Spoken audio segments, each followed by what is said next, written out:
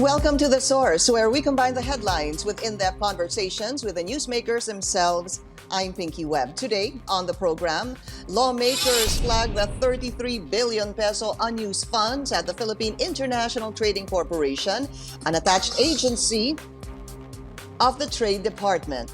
Senators say the funds can be used to buy coronavirus vaccines.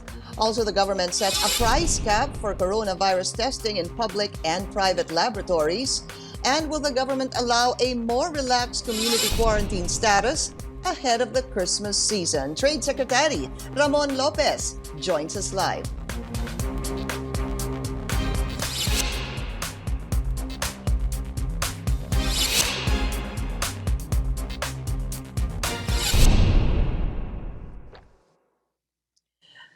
The Trade Department denies alleged irregularities involving the management of funds of its attached agency, the Philippine International Trading Corporation. The DTI refutes claims that billions in taxpayers' money are still parked in the PITC, a state agency under the department. This week, several senators are raising concerns over the multi-billion unused funds that are still with the PITC, saying these funds can be used to buy coronavirus vaccines. Let's go straight to the source of the story. We have Trade Secretary Ramon Lopez. Secretary Lopez, welcome back to the source and maraming salamat po sa inyong oras. Good morning po, Ms. Pinky. Good morning po sa inyong lahat. Secretary, just so we understand this better, ano ho ba talaga ang responsibility or mandate ng PITC?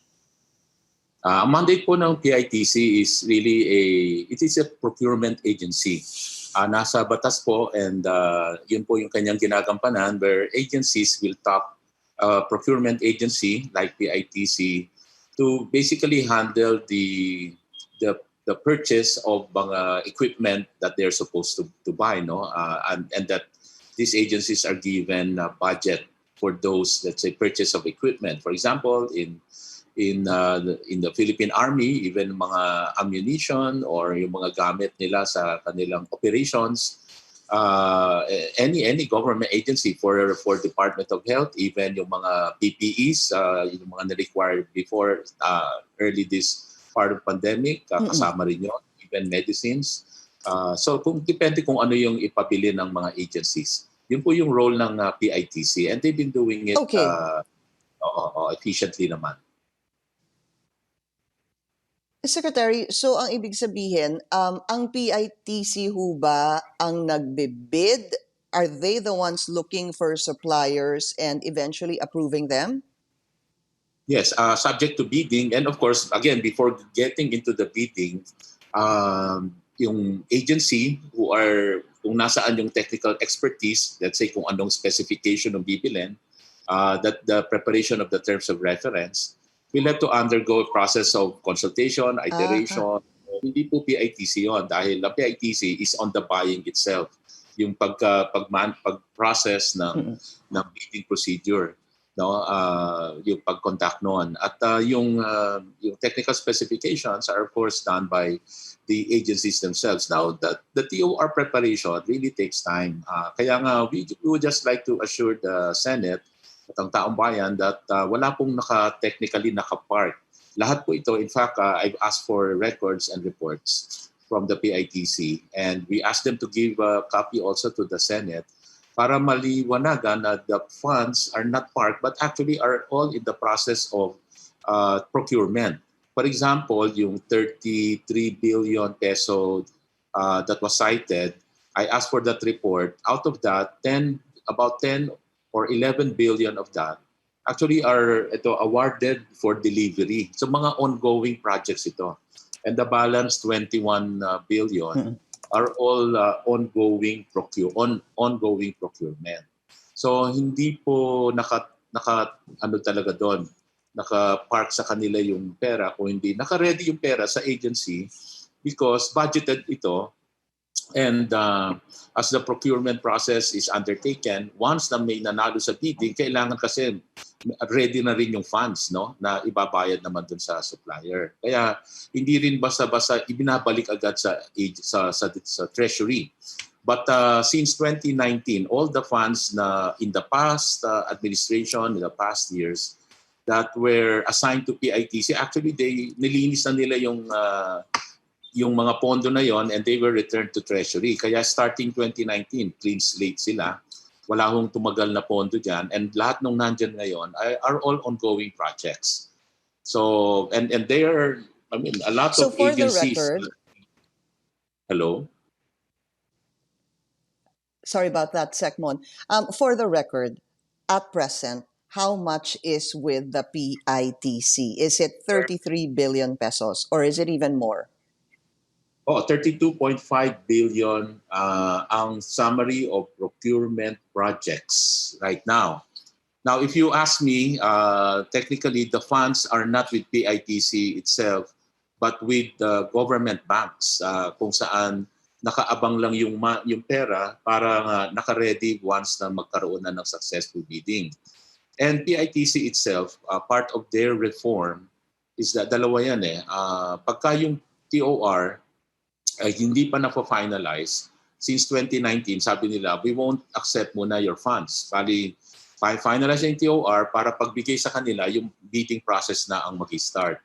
Okay, so yun. Para nga maiwasan yung sinasabing ibibigay sa PITC para hindi mawala yung pondo sa agency.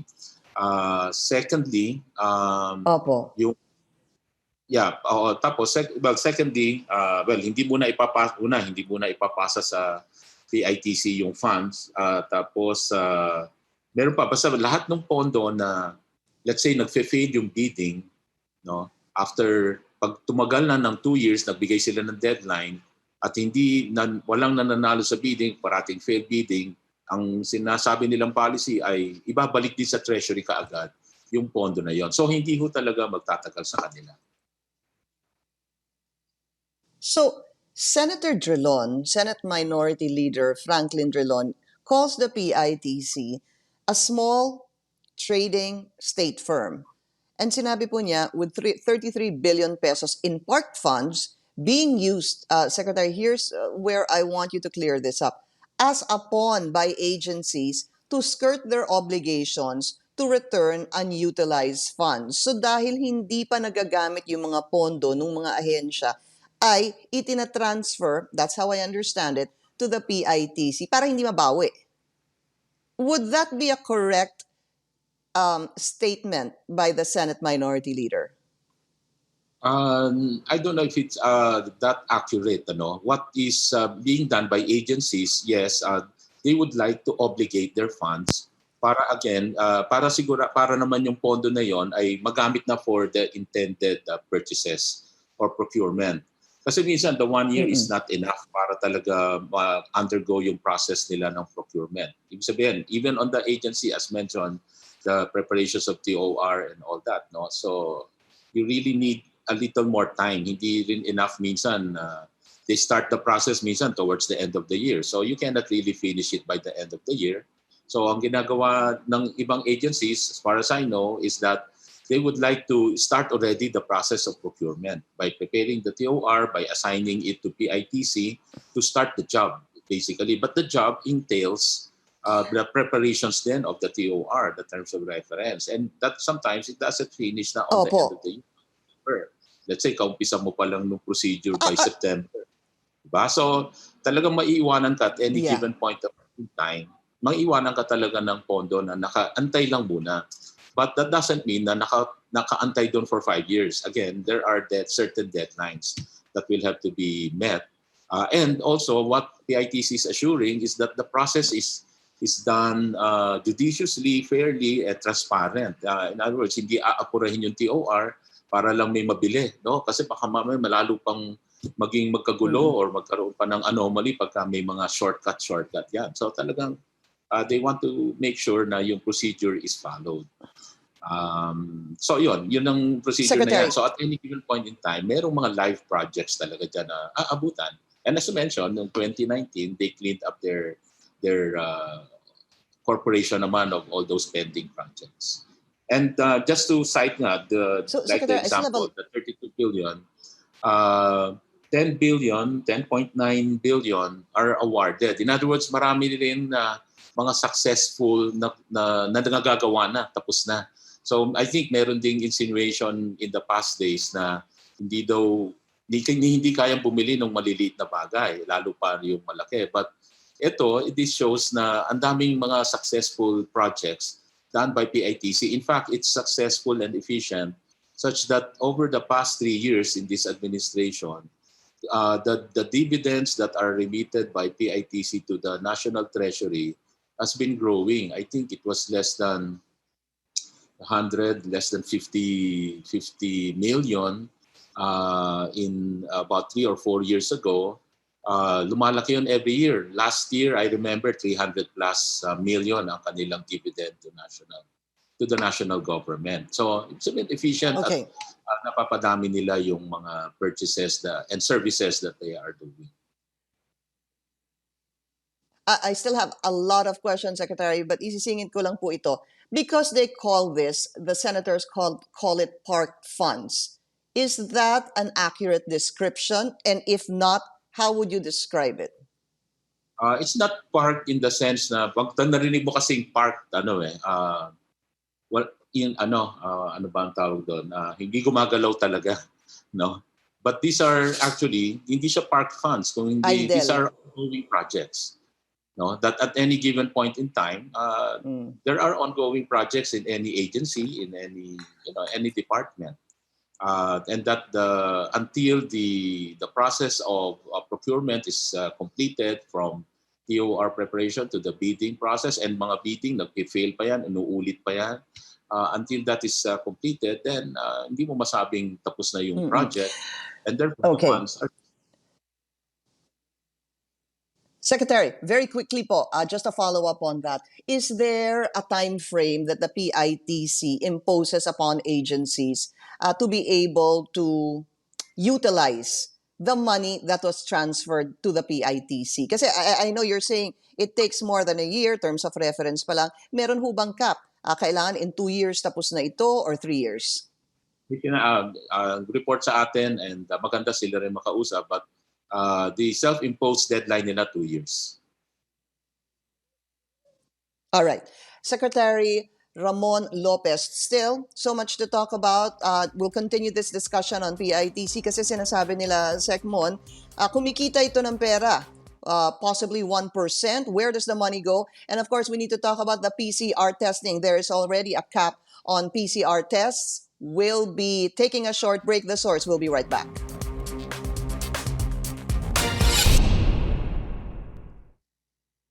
You're watching The Source on CNN Philippines. Our guest today, Trade Secretary Ramon Lopez. Secretary, Senator Drilon also said this, that the PITC, from how I understood it, imposes a service charge of about 1 to 4% for the procurement contract.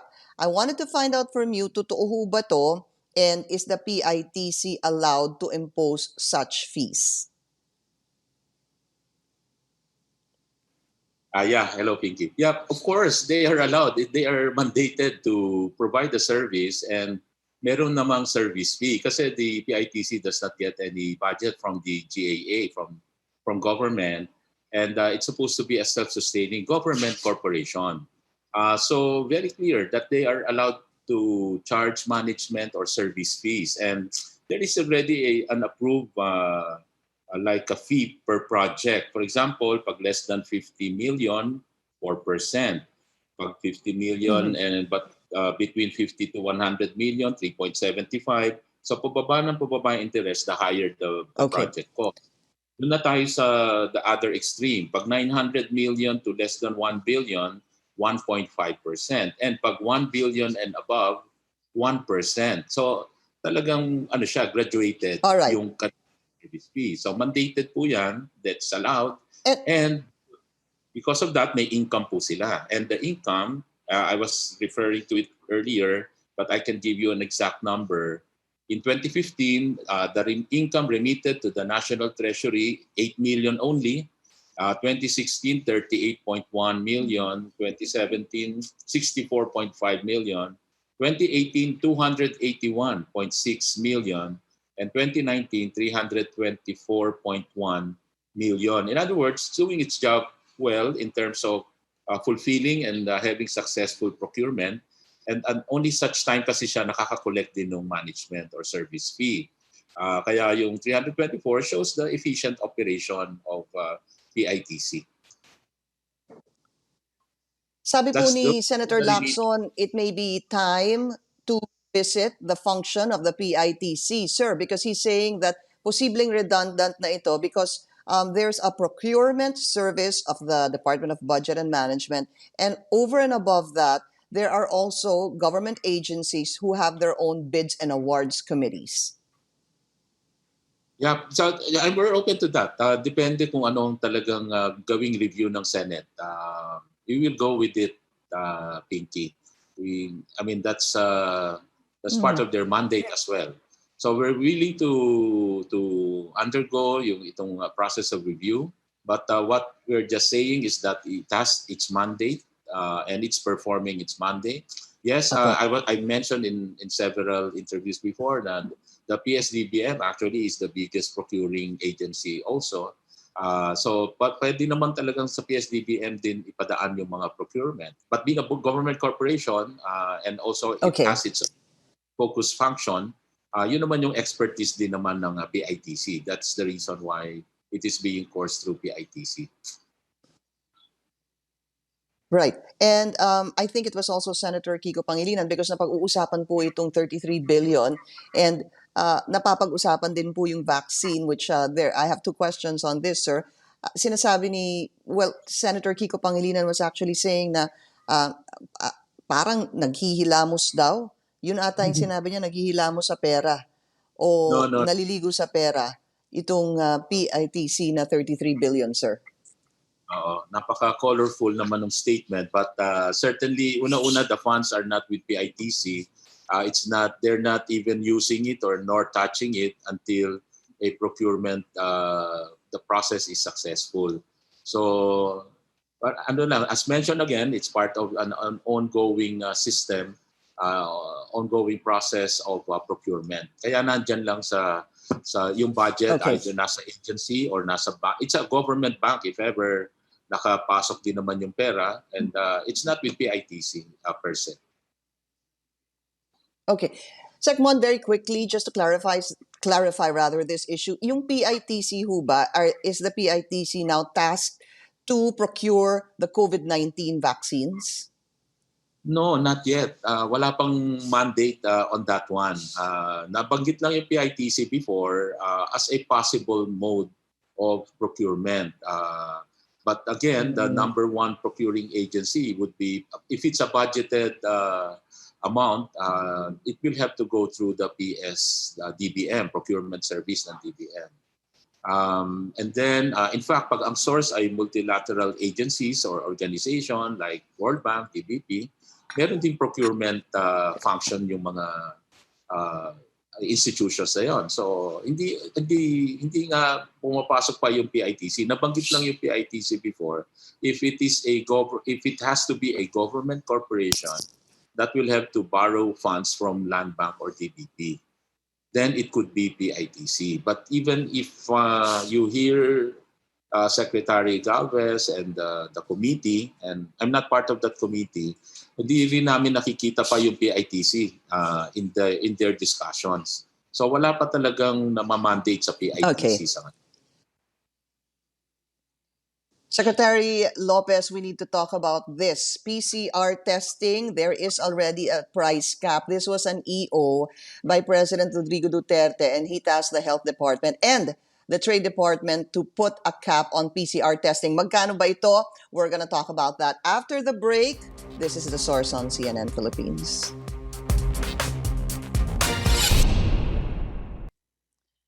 So that report of Carolyn Bonkin that we showed on Facebook, public can only charge up to 3,800 pesos. Ang private po, 4,500 to 5,000 pesos. Secmon, I know you, the DTI was part of this together with the Department of Health.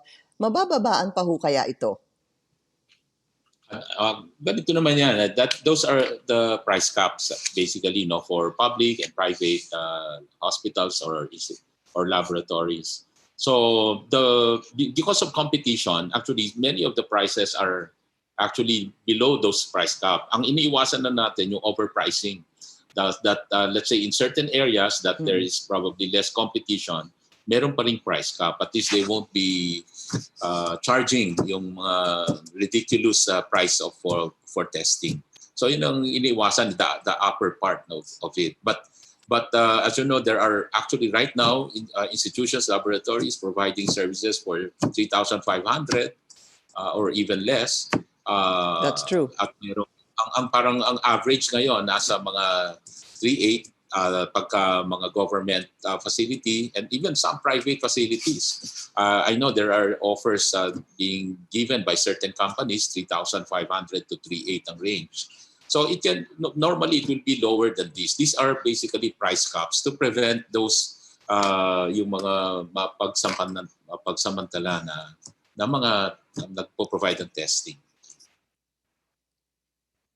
Secmon, as a last topic, Christmas season, the Department of Health, the government is warning against a spike in cases of COVID-19.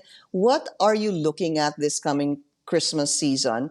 Palagay niyo ba magre-relax tayo from GCQ to MGCQ, or do you think it's possible na maghigpit lang tayo during the Christmas season because of the threat of the spread of COVID-19? Oh, definitely po, hindi tayo magre-relax pagdating sa pag-iingat, yung minimum health protocol.